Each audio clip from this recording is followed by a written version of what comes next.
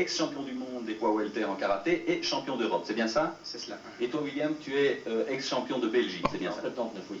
Alors, il y a, je crois savoir, différentes disciplines en karaté. Il y a ce qu'on appelle le kata, le full contact et tout ça, je m'y perds un petit peu. Pourriez-vous nous expliquer un peu quelles sont les différences entre ces disciplines? En vérité, il y a deux sortes de karaté.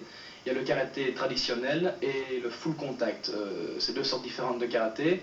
On va commencer par expliquer le karaté traditionnel. Tu y vas, William? Oui, oui, mais un karaté traditionnel est né à Okinawa, est passé au Japon ensuite. Un grand maître, Funakoshi, a créé ses propres écoles. De là sont sortis plusieurs maîtres qui, eux, ont fait passer le karaté en Europe. En Belgique, le karaté est apparu dans les années 50.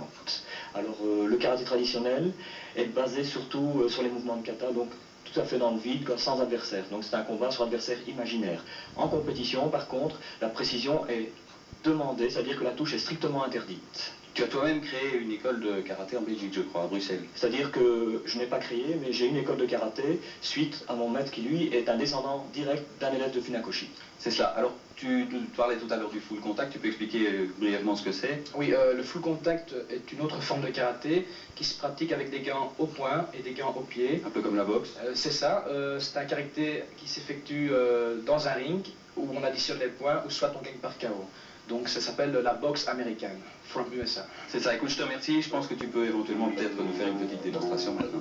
Ok.